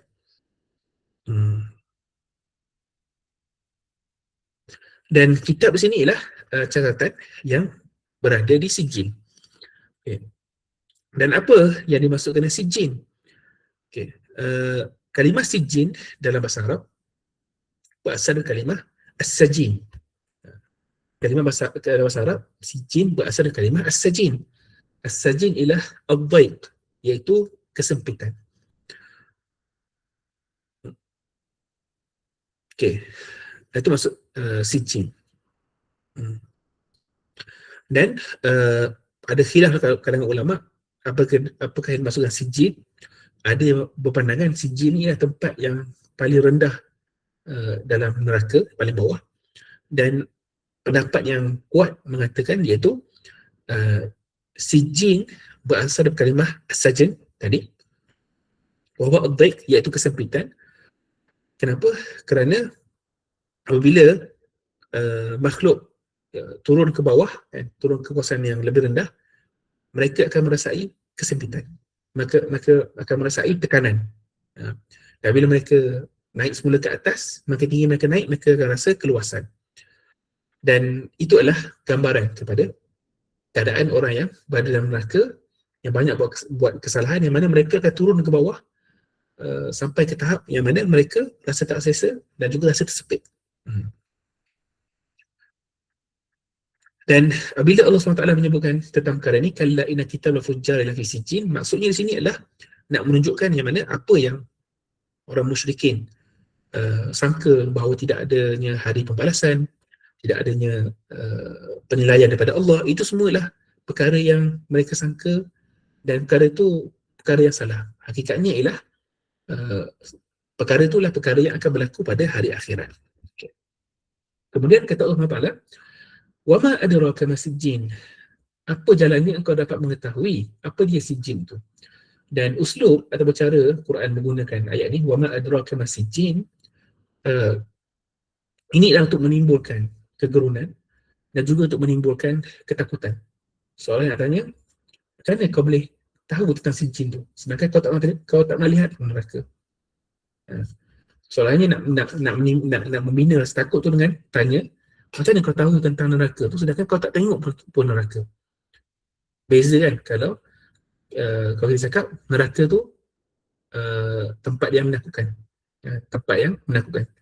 Kalau kita tanya, macam mana kau tahu neraka tu menakutkan sedangkan kau tak pernah tengok pun neraka menakutkan? Maksudnya adanya misteri kat situ kan, yang menyebabkan kita tanya apa hakikat sebenarnya sijin itu. Okay. Dan Allah jelaskan sijin sini ialah kitabul marqum, ialah tempat simpanan kitab yang tercatat dengan jelas yang menghimpunkan amalan orang yang berdosa. Okay. Dan kemudian pada ayat yang ke-10, wailun yawma idzin lil mukadzibin, sekali lagi Allah SWT menyebutkan kecelakaan ataupun kehancuran untuk orang yang mendustakan hari akhirat. Kenapa di sini Allah ulang sekali lagi wail, iaitu kecelakaan, tetapi untuk orang yang mendustakan hari akhirat. Alladzina kadzibuna biyaumiddin. Sebab apa? Sebab saya sebutkan tadi, punca kepada kesyirikan, punca kepada keburukan, punca kepada penipuan, semuanya bermula kerana manusia tidak percaya kepada hari akhirat. Percaya pada hari akhirat ni sangatlah besar kan, menjadi sebahagian daripada rukun iman. Sebab kalau manusia tak percaya ada hari pembalasan yang akan berlaku suatu hari nanti, mereka akan melampaui segala had dan juga batas yang ada. Itu yang menyebabkan berlakunya penipuan dan timbangan tadi, penipuan ataupun nakkan hak diri sendiri secara penuh, kemudian nak hak orang lain, nak tunaikan hak orang lain secara kurang. Semuanya berpunca daripada alladzina yukadzibuna biyaumiddin. Okey. Dekat pukul setengah dah. Okey, saya cuba untuk memilih bahagian-bahagian yang boleh kita renungkan bersama. So, kalau nak baca semua banyaklah dalam tafsir ni. Tapi saya kira ini sebagai membina kata apa? Membina keseronokan kot saya kira untuk kita mendalami ayat itu dengan lebih mendalam kan. Kalau ni mungkin kita dengar atau kita baca terjemahan, baca tafsir secara ringkas kan, tapi tak pernah melihat apa maksud fujar, apa maksud kalimah sijin, kenapa dunia kalimah sijin dan juga kalimah-kalimah yang lain kan. So kali ni kita luangkan sedikit masa, mungkin sedikit panjang, mungkin sedikit berat, tapi ini adalah untuk membina rasa teruja dan juga seronok untuk kita semakin meneroka Al-Quran itu. Okay. Alladzina yukadzibuna biyaumiddin, wailul lil mukadzibin, wailul yawma idzin lil mukadzibin. Kecelakaan besar, kehancuran besar untuk orang yang mendustakan, yang mana mereka ni mendustakan hari pembalasan. Jazakumullah khair. InsyaAllah semoga manfaat setakat yang kita lalui ataupun kita baca. Wa ma yukadzibu bihi illa kullu mu'tarin athim, dan tiada yang mendustakannya, iaitu hari akhirat ni, melainkan tiap-tiap orang yang melampaui batas lagi amat derhaka. Okay, di sini menarik untuk kita lihat di sini kan, uslub ayat ni sendiri, yang mana Allah kata apa? Tidak ada yang mendustakan hari akhirat tu melainkan setiap orang yang melampaui batas lagi amat derhaka. Dalam bahasa Arab, ada satu uslub dipanggil uslubul hasr. Uslubul hasr ni, nak mudah saya terangkan, ialah pengehadan ataupun pengkhususan sesuatu. Selalu kita akan jumpa ma dan juga illa, yang ada dua. Nampak ke saya contoh kat sini? Ma dan juga illa. Kalau ada ma dan juga illa ni, selalunya dia akan berada dalam uslubul hasr, iaitu pengkhususan ataupun penghadan.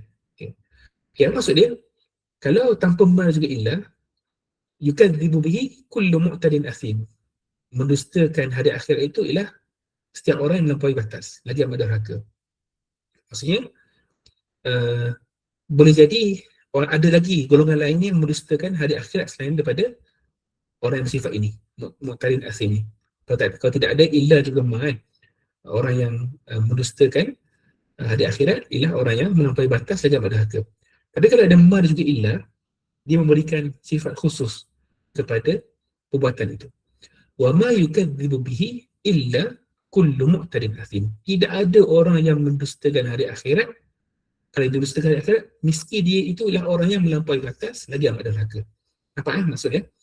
Dia ada ma dan juga illa di sini, di sudut bahasa Arabnya, itu memberi gambaran kalau ada orang mendustakan hari akhirat, tak ada sifat lain dah, mesti dia itu ialah orang yang mu'tadin athim, iaitu orang yang sangat melampaui batas dan lagi amat derhaka.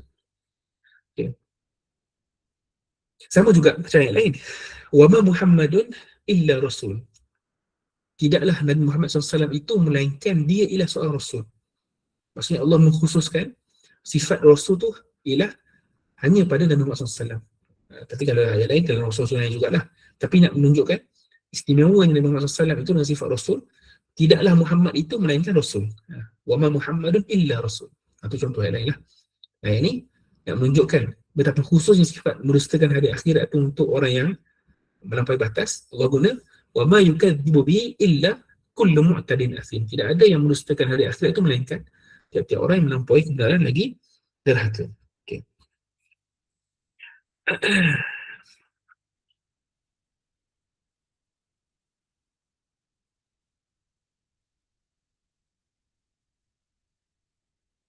Okay, jadi orang yang melampaui batas ni Allah sifatkan ada 3 sifat dalam ayat kita baca tadi. Yang pertama sekali ialah mereka ni melampaui atau merampas hak orang lain. Yang kedua ialah mereka ni berlebihan dalam berbuat kejahatan. Dan yang ketiga ialah mereka ni berlebihan dalam berdusta ataupun menipu. Okay. Okay, apa lagi sifat mereka lagi yang lain? Idza tutla alaihi ayatuna qala asatirul awwalin. Dan apabila dibacakan ke atas mereka ayat-ayat kami, mereka akan cakap itu adalah asatirul awwalin, iaitu dongeng orang dahulu kala. Ini yang mereka buat. Yang mana bila mereka dengar je Quran, sifat mereka ialah mereka akan kata Quran itu ialah dongeng, rekaan golongan terdahulu yang mereka reka Quran. Sekali lagi Allah menafikan ataupun menegur perkara itu. Kalla bal rana ala qulubihim ma kanu yaksibun. Tidak sekali-kali seperti yang mereka sangka itu. Bahkan punca mereka mengucapkan perkara itu adalah kerana hati mereka ni rana ala qulubihim. Pada hati mereka ni ada rana, iaitu ada kekotoran dosa yang menyeliputi hati mereka disebabkan oleh perbuatan kufur dan maksiat yang mereka kerjakan. So di sini ayat yang penting untuk kita renungkan. Yang mana dalam ayat ni Allah jelaskan kenapa mereka buat perkara-perkara yang mereka ucapkan tadi itu. Yang mana mereka cakap Quran ni asatirul awwalin, mereka merustakan hari akhirat, mereka bersifat mu'tadin asim, kerana dosa-dosa yang mereka buat secara berterusan. Akhirnya dosa itu menutup hati mereka sehingga menggelapkan hati mereka. Ini penting untuk kita ingat. Yang mana dosa, setiap kali kita buat dosa, kata Nabi SAW dalam sebuah hadis yang sahih, ya, bila seorang hamba tu buat dosa, akan ada titik hitam di hati dia. Dan jika dia bertaubat, hati dia akan bersih, kembali kepada sifatnya yang suci. Dan jika dia tambah lagi dosa, titik-titik itu akan memenuhi hatinya sehingga hati dia menjadi gelap. Dan inilah rana yang Allah sebut dalam ayat ini. Itu dalam sebuah hadis yang sahih. Dan kita baca pada ayat ini ialah saktah, kan? Berhenti tanpa nafas, kan?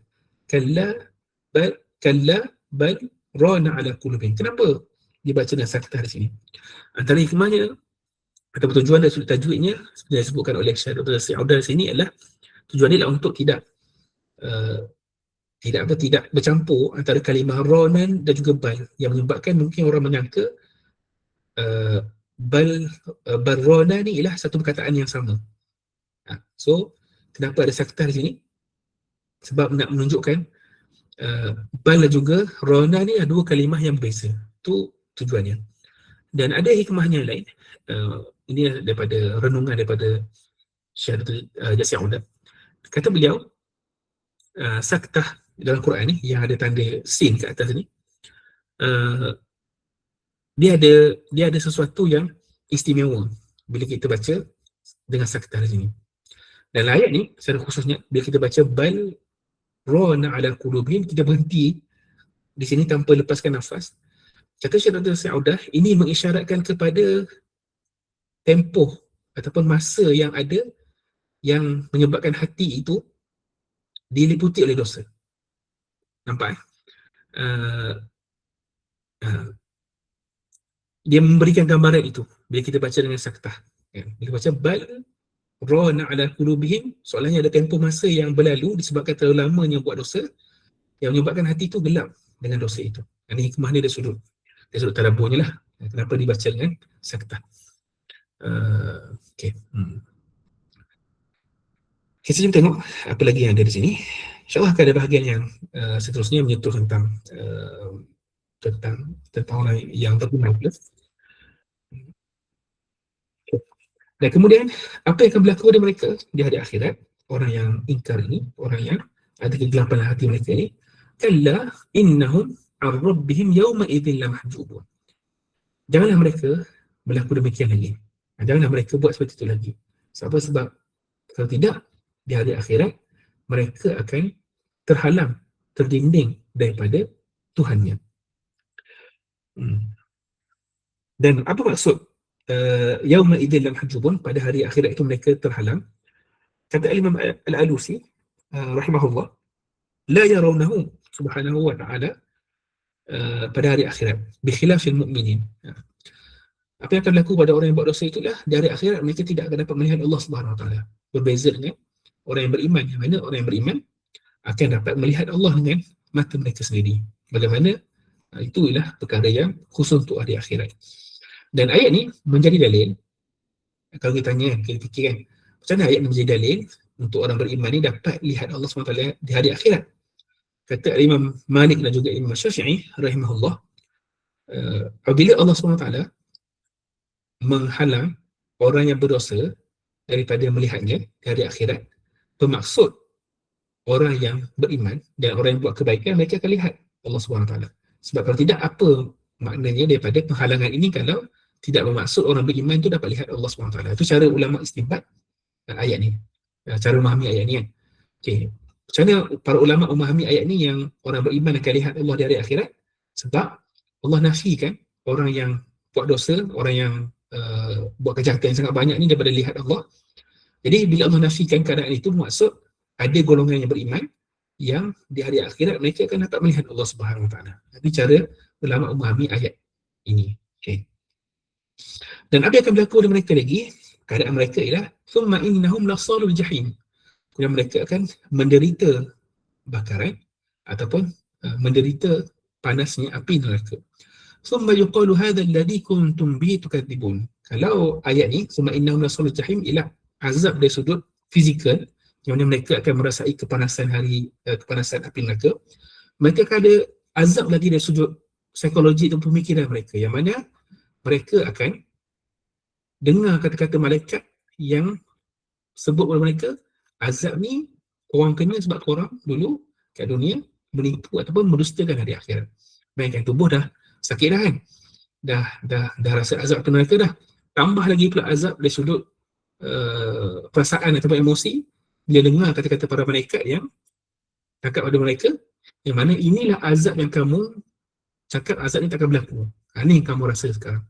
So ni keadaan yang berlaku kepada orang yang mendustakan hari akhirat, orang yang menipu, orang yang buat kejahatan yang sangat banyak, yang kalau orang yang beriman ataupun orang yang sangat banyak dosa mereka dan mereka tidak bertaubat, ini adalah balasan buat mereka pada hari akhirat kelak. Dan itu juga balasan untuk orang yang kufur ingkar kan. Kalau orang yang bertaubat sebelum mereka meninggal dunia dan Allah terima taubat itu, maka mereka akan berada dalam kalangan orang yang mendapat rahmat di sisi Allah Subhanahu Wa Taala. So ini yang berlaku kepada orang yang banyak melakukan kesalahan dan juga dosa yang mereka tidak bertaubat. Okey, ayat 17 selesai. So saya dah dalam buku ni saya dah sentuh sampai ayat ke-17 kan. Ayat 15 hingga 17, hukuman yang paling berat bagi golongan pendusta ini, azab yang diterima bukan sekadar pada fizikal. Hukuman yang paling berat pada hal tersebut ialah mereka terhijab atau terhalang daripada melihat dan mendapat rahmat Tuhan sebelum mereka akhirnya dihumban ke dalam api neraka sebagai balasan atas pendustaan mereka dalam iman. So ni ayat 15 hingga 17. Tadi 7 hingga 14 cerita tentang catatan dosa dan juga kesan dosa pada hati. Okay, selepas Allah dah cerita berkenaan dengan orang yang buat kejahatan dan juga dosa dan maksiat, apa balasan mereka, dan juga kufur dan juga keingkaran, selesai tentang orang yang mendapat azab, Quran beralih seterusnya kepada orang yang mendapat nikmat. Sentiasa Quran akan gandingkan cerita tentang orang yang dapat azab dan juga orang yang dapat nikmat. Supaya apa? Supaya kita boleh berfikir dan juga menilai akhirat mana yang kita nak dalam hidup ni. Kita nak yang fujar, yang berada sijin, ataupun abrar yang berada pada illiyin. Okay, pada ayat ke-18 kan, kalla inna kitabal abrar lafi illiyin. Kalla inna kitabal abrar lafi illiyin. Ingatlah wahai manusia, sesungguhnya kitab catatan orang-orang yang berbakti, abrar, buat kebaikan dan juga buat ketaatan, berada di illiyin. Okay, berada di illiyin.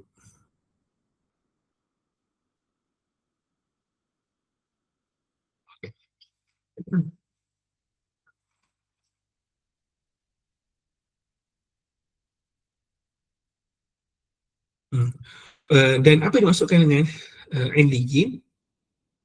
Kata Al-Imam Az-Zamakhsyari, Illiyun ialah nama untuk catatan kebaikan. Okay.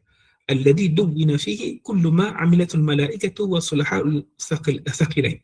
Okay. Tempat yang menjadi catatan untuk amalan kebaikan yang tercatat padanya segala kebaikan yang dibuat oleh para malaikat dan juga orang-orang yang soleh dalam kalangan jin dan juga manusia. Okay. Dan juga maksud illiyin ialah tempat yang tinggi. Minal ulu kasijin minas sijin.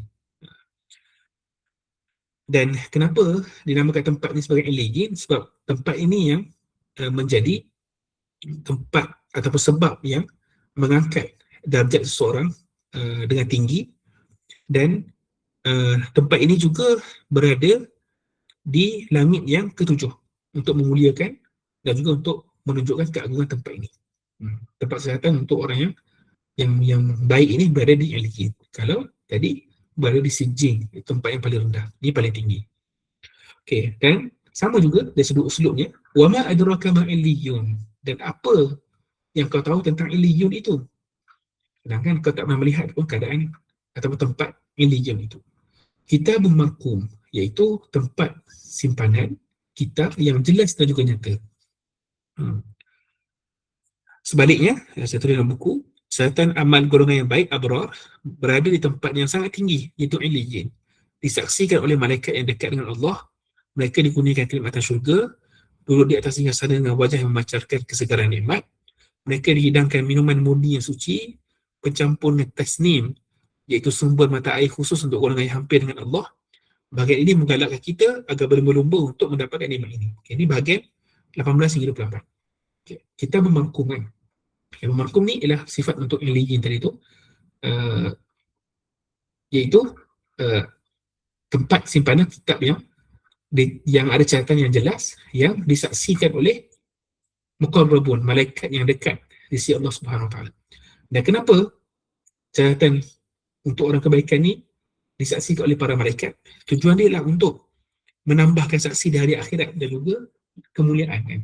Apabila sesuatu perkara tu disaksikan oleh orang-orang yang mulia ataupun disaksikan oleh malaikat yang dekat dengan Allah SWT, muqarrabun sini ialah malaikat yang dekat, itu menambahkan penyaksian untuk mereka, kan? Buku mereka dah cukup dah yang disaksikan, malaikat pun bersaksi untuk kebaikan yang mereka buat, menambahkan lagi kegembiraan dan juga rasa tenang mereka. Okay. Yashhadul muqarrabun, disaksikan oleh malaikat yang dekat dengan Allah Subhanahu Wa Taala. Kemudian Allah ceritakan keadaan orang yang berada dalam nikmat. Innal abrara lafi na'im.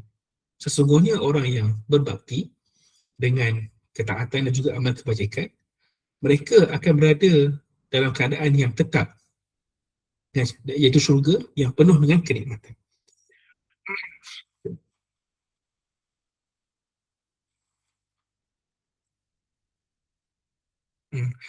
Ai lafi na'imin da'imin la yahulu wa la yazun, yang mana mereka ni berada dalam keadaan yang tetap, yang mereka ni tidak akan berpindah dan tidak akan dipindahkan daripada tempat itu. Itu maksudnya lafi na'im. Alal ara'ik yanzurun, dan mereka berehat di atas pelamin-pelamin singgasana sambil melihat segala keindahan dan kemuliaan yang disediakan untuk mereka di situ.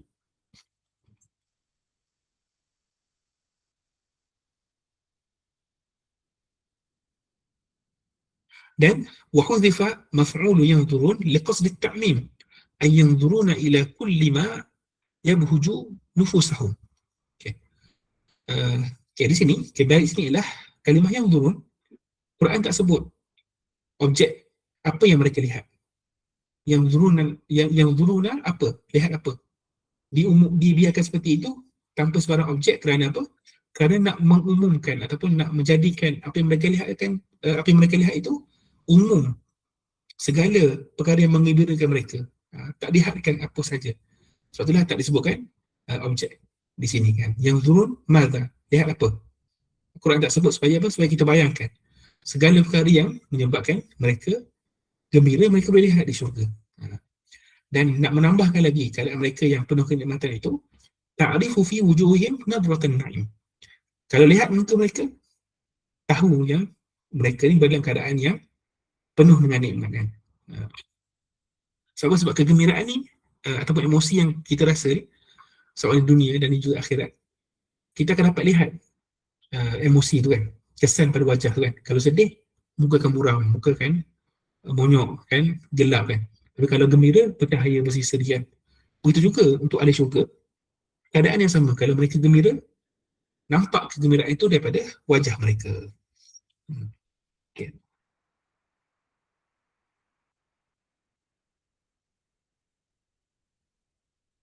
Dan kemudian apa yang mereka nikmati dalam syurga? Yusqawna min rahiqin makhtum khitamuhu misk wa fi dhalika falyatanafasil mutanafisun.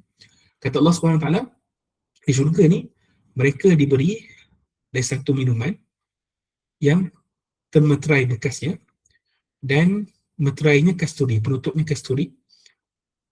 Wa fi dhalika, dan untuk dapat kesenangan itu, falyatanafasil mutanafisun, hendaklah berlumba-lumba orang yang nak mendapat kelebihan dan juga kesenangan. Okay, kita akan renungkan ayat ni di sini dengan lebih mendalam. Okay, yang pertama sekali ialah kalimah yang digunakan ialah rahiq. Rahiq. Rahiq dalam bahasa Arab digunakan untuk merujuk kepada ismun lil khamari tayyibati as-safiyati al-khaliyah min kulli ma yakduru aw yudhibu al-aql.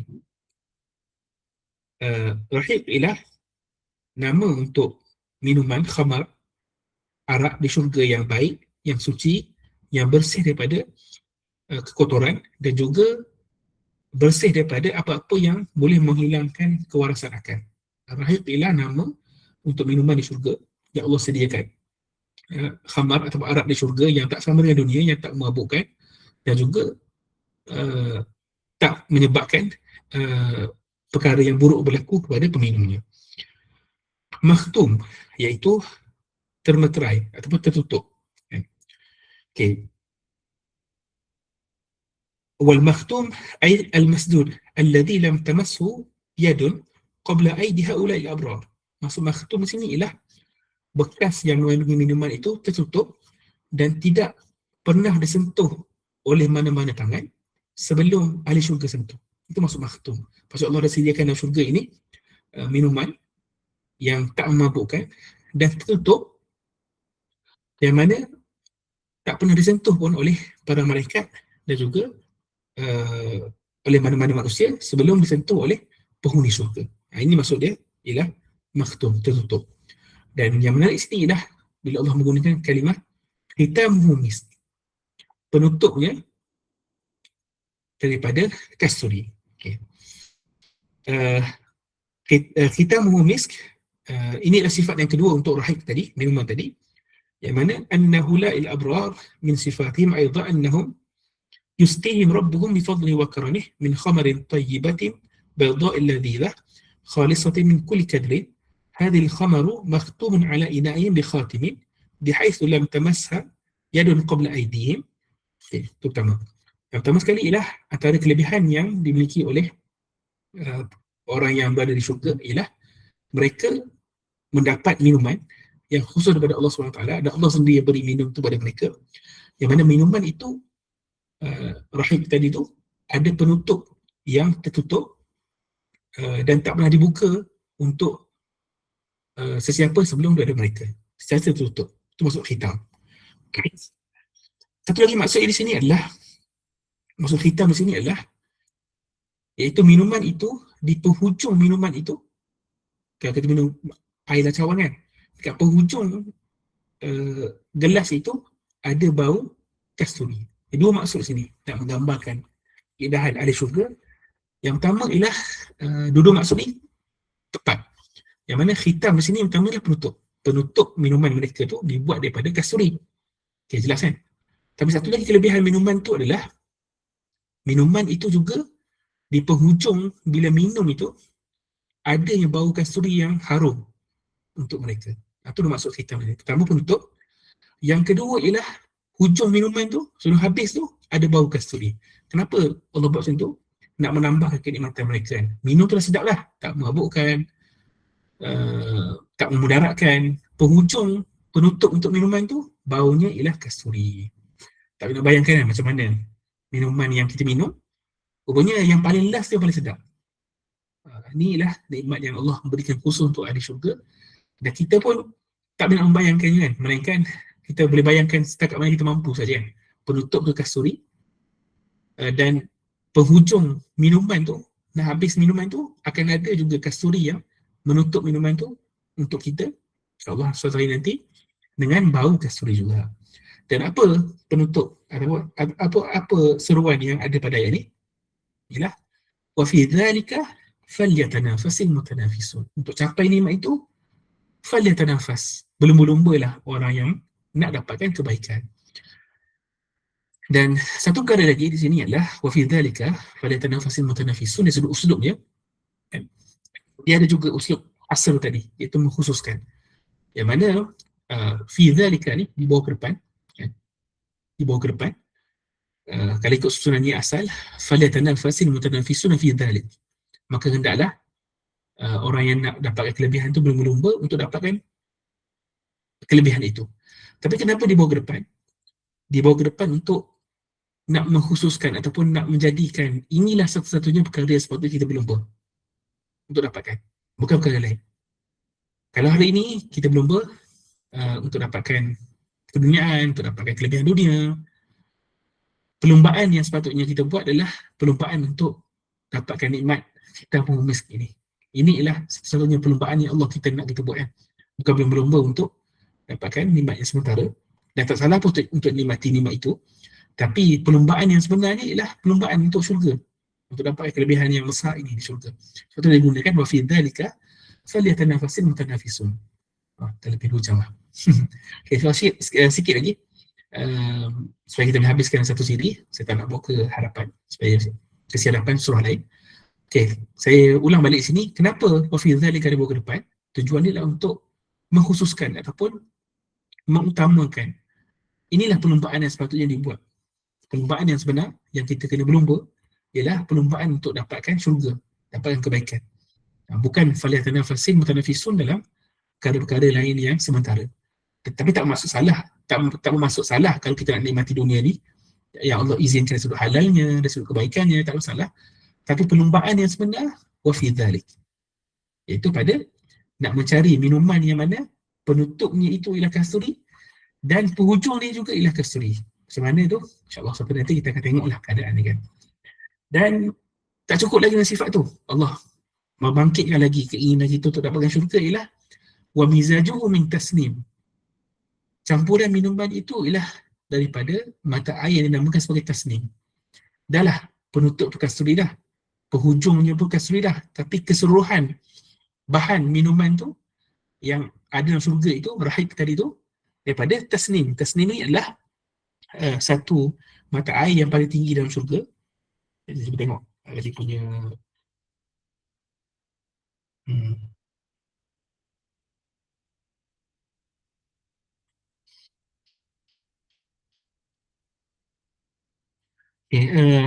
tadi kata Imam Syaukani tadi, kita mumis tadi kan, ini menarik sebut kan, akhiru ta'mihi rihul misk idza rafa'a syaribu fah min akhir syarabihi wajada rihu karihil misk. Maksud kita mumis menurut Imam Syaukani ialah rasa yang terakhir untuk air yang di syurga itu ialah rasa kasturi, dan apabila seseorang yang minum itu dia mengangkat bibir dia daripada minuman itu, bau terakhir yang dia akan melekat pada diri dia ialah bau kasturi itu. Itu tadi maksud kita mumis. Tu maksud dia. Penutup dan juga bau akhir minuman itu daripada kasturi. Kalau tasnim ialah mata air yang ada dalam syurga yang terbit daripada tempat yang tinggi. Hakikatnya macam mana? Wallahu a'lam bis-shawab. Hanya Allah saja yang tahu. Tapi nak menunjukkan kemuliaan air itu. Ini ada kat sini. Ainai yashrabu bihal muqarrabun, iaitu mata air yang diminum daripadanya oleh orang-orang yang dekat dengan Tuhan. Minuman itu sendiri ialah minuman yang istimewa yang datang daripada tempat yang tinggi, yang mulia di sisi Allah Subhanahu Wa Taala. Dan kemudian pada ayat yang ke-29 hingga ayat yang ke-36 kita dibawa kembali semula ke dunia. Tadi kita dah lalui perjalanan kan. Kita lihat apa yang berlaku di neraka, apa yang berlaku di syurga. Quran bawa kita kembali semula ke dunia untuk melihat semula ejekan-ejekan yang pernah dibuat oleh orang kafir terhadap orang yang beriman. Surah ini diakhiri dengan mengimbau kembali kehidupan di dunia, di mana orang yang berdosa sering mentertawakan, mengejek dan menuduh orang beriman sebagai sesat. Namun di akhirat, keadilan akan ditegakkan dan situasinya menjadi terbalik. Jadi inilah throwback kepada kehidupan dunia, yang mana kita diperingatkan, orang beriman diperingatkan bagaimana orang-orang yang buat kejahatan, orang berdosa, orang yang kufur pada Allah ni, mereka akan sentiasa mempermainkan orang yang beriman dan menganggap orang beriman sebagai sesat. Tapi akhirat nanti semuanya akan terbalik. Orang berimanlah akan berada kenikmatan dan kesudahan yang buruklah untuk orang kafir. Setiap golongan akhirnya menerima balasan yang setimpal dengan perbuatan mereka. Innal ladzina ajramu kanu minal ladzina amanu yadhhakun. Sesungguhnya orang yang durhaka, orang yang jahat itu, mereka selalu mentertawakan orang yang beriman. Wa idza marru bihim yataghamazun. Dan bila orang yang beriman lalu dekat dengan mereka, mereka akan memberikan isyarat dengan mata kan, mengerling, memejam celikkan mata bersama sendiri untuk mencemooh. Dan apabila mereka kembali kepada keluarga mereka, orang kafir itu, orang yang buat jahat itu, mereka kembali dengan riang gembira. Wa idza qalabu ila ahlihim qalabu fakihin. Okey. Wa idza ra'awhum qalu inna haula'i ladallun. Kalau mereka lihat orang beriman, mereka akan cakap orang beriman itu ialah orang yang sesat. Dan Allah kata wa ma ursilu 'alaihim hafizin. Orang kafir ni tak diutuskan pun untuk menentukan siapa yang sesat dan juga siapa yang beriman kan. Mereka bukan keepers, bukan penjaga kan. Sama ada sesat atau tidak orang yang beriman itu.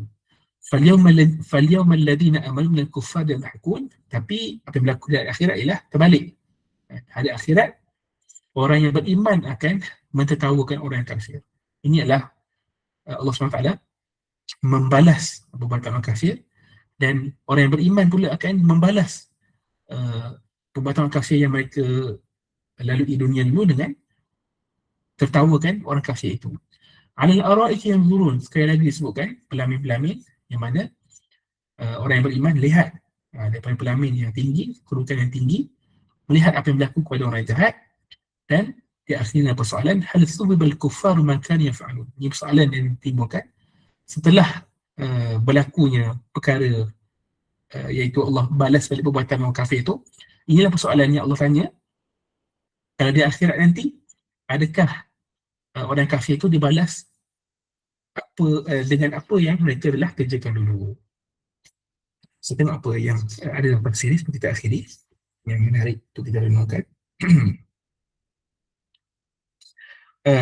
Sebahagian mufassir menyebutkan ayat yang ke-29 ni sebab penurunannya antaranya adalah Abu Jahal pernah mempermainkan ataupun memperolokkan orang-orang Islam yang miskin seperti Suhaib dan juga Ammar bin Yasir. Ini antara sebab turunnya.